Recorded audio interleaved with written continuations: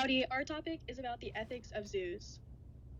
So myself, Hallie, created video editing, visuals and graphics. Guadalupe proofread, checked our references, and also did some revising work.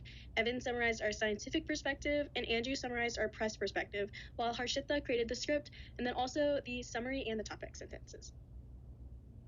Today, we're looking at the ethics of zoos, a topic that's important and controversial as it sits at the intersection of animal welfare and the standards of care provided by zoo staff. Zoos often present themselves as conservation centers, protecting endangered species and educating the public by recreating natural habitats. But captivity does have its limits. Even with enrichment, animals can't fully express the range of natural behaviors that they would in the wild. This tension between conservation goals and confinement raises key questions like, are zoos ethical, and under what conditions? For our scientific opinion, we have 4 parts: decision-making, 5 domains, evidence-based enrichment, and continual improvement. For decision-making, zoos have to make careful decisions that balance the welfare of each animal with their broader conservation efforts. And since there isn't one rule that works for every situation, every choice has to consider both the animal's well-being and their overall impact. This goes with the 5 domains, which is a tool that the zoos use a lot. The 5 domains take into account the animal's nutrition, environment, health, behavior, and mental state. This gives the zoos a way to evaluate how animals are doing and figure out what areas need improvement.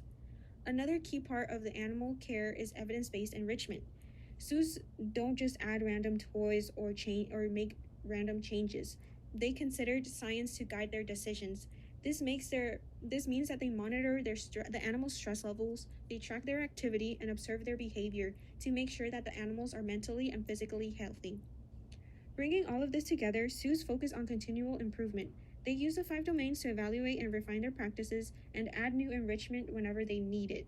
Additionally, by combining these thoughtful decision-making, such as the 5 domains, evidence-based enrichment, they are able to provide the best care and support for the animal's physical and mental well-being. Hi, my name is Andrew Tibbetts, and on this slide, we're looking at different press opinions about zoos and how they can be seen both positively and negatively. I'll walk through each point briefly. First, one of the strongest arguments in favor of zoos is that they bring awareness. Zoos help educate the public about different species and expose people to conservation issues they might not otherwise have known about. They can spark interest, empathy, and support for wildlife protection, and it really help enforce that conservative view. Second, zoos also contribute to education in a broader sense. People can learn about animal behaviors, habitats, and ecological relationships in a controlled environment, something that's especially valuable for children or people who don't have access to wildlife in their natural environment or homes.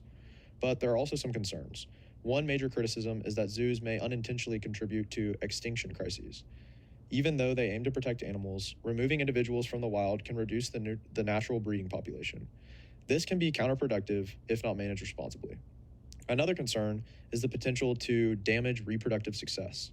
Animals in captivity often face issues like limited mate choice, stress, or unnatural social environments.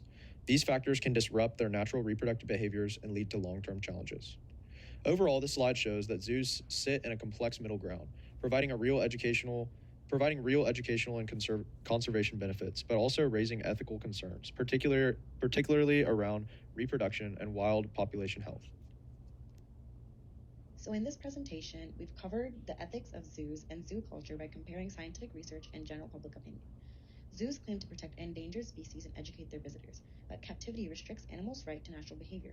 In theory, ethical zoos use the 5 domains: nutrition, environment, health, behavior, and mental state to measure their wildlife's welfare and improve habitats through evidence-based enrichment. Through the media, zoos are praised for education and conservation, but criticized for removing animals from their wild habitats and causing reproductive and behavioral issues. Overall, most zoos are considered unethical because they fail to meet welfare standards and prioritize human entertainment over the animal's well-being.